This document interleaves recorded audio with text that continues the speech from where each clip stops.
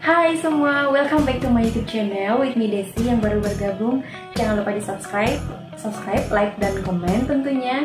Yang sudah bergabung, terima kasih atas support kalian. Karena support kalian aku bisa sampai sejauh ini. Thank you. Nah, sahabat-sahabat YouTube channel aku, mungkin kalian sudah menunggu-nunggu video yang akan aku upload di setiap minggunya pastinya. Cuman minggu kemarin itu ada kendala dan karena kesibukan yang lainnya. Nah, jadi aku belum sempat minggu kemarin, dan minggu ini aku pastinya akan mengupload buat sahabat-sahabat YouTube channel aku yang sudah menunggu video saya tentunya. Oke, video kali ini aku mau membahas tentang apa-apa saja sih yang perlu kita ketahui sebelum kita itu menjadi seorang perawat tentunya. Bagi adik-adik yang pengen mengambil jurusan kuliah keperawatan, monggo ditonton videonya sebelum melangkah ke dunia keperawatan. Nah, karena mungkin banyak yang penasaran apa-apa saja sih yang perlu diketahui sebelum terjun ke dunia keperawatan, terutama buat generasi-generasi muda yang lulusan tahun ini yang mungkin pengen kuliah. Jangan karena kalian lihat dengan situasi dan kondisi saat ini bahwa nursing saat ini itu lagi booming banget, jadi kamu pengen kuliah, jadi kamu pengen ngambil jurusan keperawatan karena cuman melihat situasi karena faktor dari keadaan saat ini. No, jadi ada baiknya kamu tonton dulu video yang aku bagikan ini di YouTube channel aku. Mana tahu kriteria-kriteria yang aku bagikan ini ada di diri kamu dan kamu let's join di nursing gitu maksud saya. Nah, menjadi seorang perawat itu tentunya kan nggak gampang. Maksud saya buat setiap profesi itu tidak gampang, harus ada istilahnya kriteria-kriteria yang memang benar-benar kita harus miliki sebagai fondasi kita untuk menjalankan profesi kita dengan baik dan tentunya dengan enjoy, maksud saya melakukan pekerjaan itu layaknya seperti hobi gitu. Nah, gimana dengan tentang keperawatan, gengs? Selain kita itu kuliahnya itu juga kita 50-50 ya, 50% itu kurang lebih kita mempelajari ilmu kedokteran tentunya. Misalnya nih aku contohin, kita itu harus belajar anatomi, fisiologi, itu bahasa-bahasa medis dari semua ujung rambut kita ini sampai ujung kaki kita itu kita harus menghafalkannya. Karena apa? Ketika kita nanti terjun di lapangan, kita ada namanya itu praktek lapangan, kita itu harus mau nggak mau kita harus mengadaptasikan apa yang kita lihat di lapangan. Misalnya nih si dokter ini membuat suatu diagnosa medis itu dengan bahasa medis, gengs, dan itu bukan bahasa awam, bukan bahasa yang biasa kita dengar. Nah, tentunya kita itu harus menguasai bahasa medis. Nah, termasuk itu tadi yang aku bilang anatomi, fisiologi pastinya. Nah, itu kenapa dibilang ketika kita kuliah itu sebagai mahasiswa keperawatan, kita harus menambah namanya ilmu. Ada 3 ilmu yang harus kita, 3 ilmu bahasa yang harus kita kuasai. Pertama itu bahasa Inggris, 2 bahasa Indonesia, bahasa nasional, 3 itu bahasa medis. Ini penting banget di dunia keperawatan tentunya. Bukan hanya di keperawatan, tapi di seluruh beluk medis. Pastinya itu harus mempelajari bahasa medis.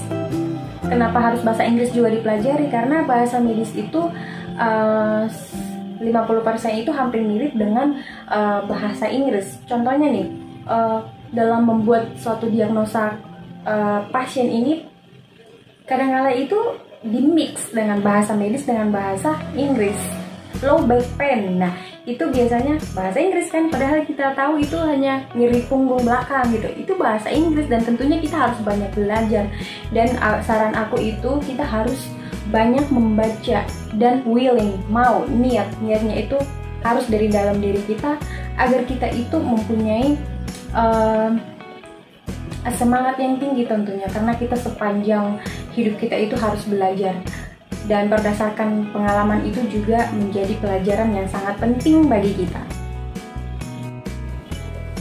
Nah, langsung saja ya, apa-apa saja nih tips dari aku agar menjadi perawat yang baik dan very good. Nah, yang pertama itu harus bisa menyeimbangkan antara empati dan pengetahuan. Nah, tentunya kita sebagai tenaga perawat yang selalu kontak dengan orang yang sakit, tentunya rasa empati kita itu pasti tinggi banget ya.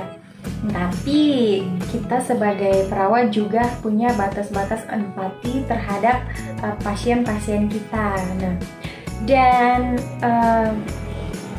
contohnya nih, aku contohkan aja ya. Misalnya nih, ketika kita menerima pasien ke rumah sakit, nah pastinya kita akan berkomunikasi ya, saling mengenal, bisa diajak ngobrol enak. Nah, terus si pasien ini mungkin kurang mengetahui bahwa batas antara pasien dan perawat itu dia nggak mengetahui dan dia menganggap itu sepele. Tapi sebagai perawat kita harus bisa membatasi rasa empati kita kepada pasien tentunya ya. Saya harap teman-teman mengerti.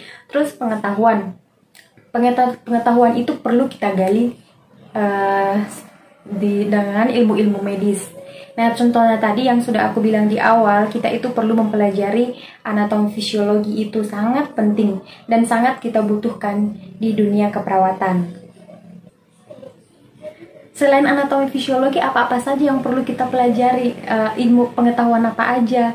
Nah, gengs, tips dari aku nih, sebagai fresh graduate kita itu perlu mempelajari nama alat-alat kesehatan yang perlu kita gunakan, yang berkesinambungan ketika kita itu melakukan pekerjaan di rumah sakit. Itu penting banget, alat-alat kesehatan.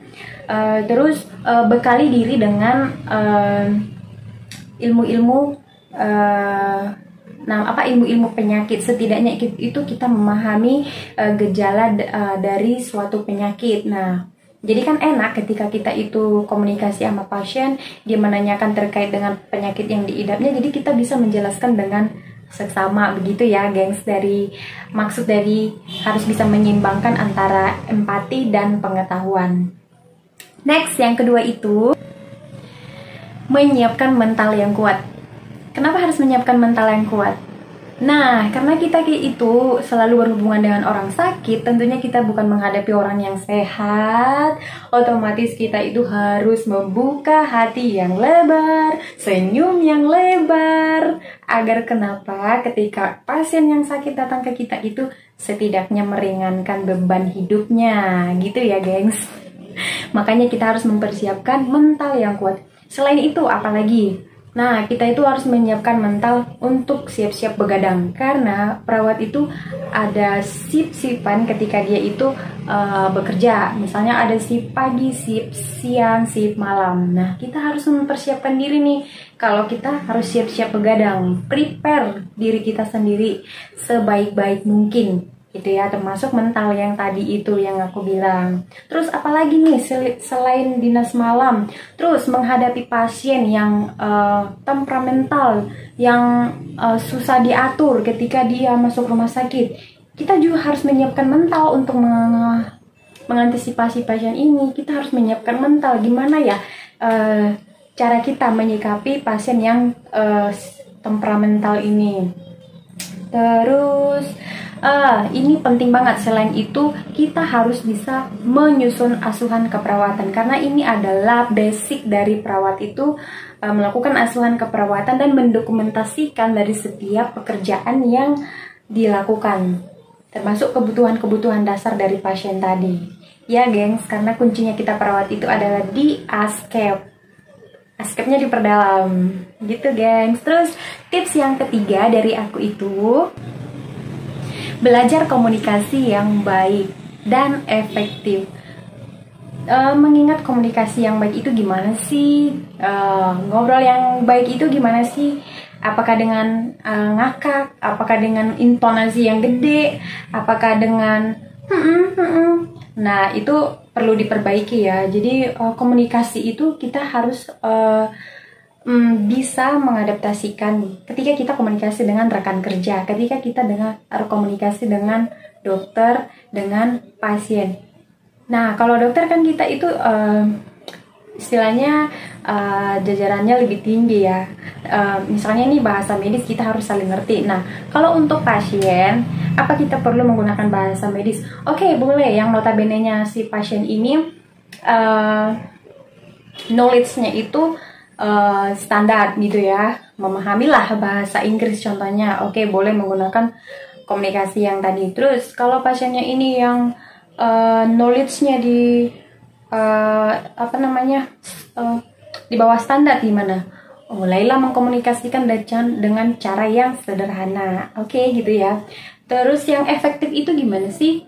Nah, yang efektif itu ketika kita menjelaskan sesuatu ke pasien ini, si pasien bisa mengerti dan memahami, dan dia ada feedbacknya ke kita.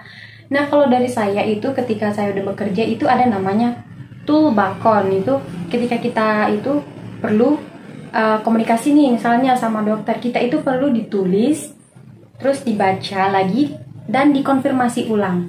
Itu ya komunikasi yang efektif, tips dari saya. Terus sebagai perawat yang baik itu tips apa lagi nih? Yang keempat adalah sering belajar kelompok. Kenapa harus belajar kelompok? Emang nggak bisa sendiri-sendiri kak gitu? Kenapa sih harus belajar kelompok di dunia keperawatan itu? Begini gengs, karena kita di dunia keperawatan itu kita bukan cuma belajar tentang ilmu kesehatan kita, tapi belajar juga tentang mengenai sosial. Nah, kita di dalam diskusi kelompok ini kita diajari gimana sih kita bersosialisasi dengan teman kita, gimana cara kita yang satu kelompok ini memecahkan suatu masalah. Sama aja gengs ketika kita itu terjun di lapangan, gimana sih kita dengan tim kerja ini bisa menangani satu masalah penyakit pasien ini. Nah, itu kita terapkan lagi ketika kita itu sudah bekerja. Makanya kita perlu kelompok, dan dengan berkelompok ini kita bisa lebih mudah untuk memahami suatu ilmu-ilmu yang perlu kita gali-gali tentang masalah suatu penyakit contohnya ya di dalam suatu kelompok ini. Nah, terus ketika kelompok itu kita juga diajari gimana caranya untuk tim kerjasama yang baik.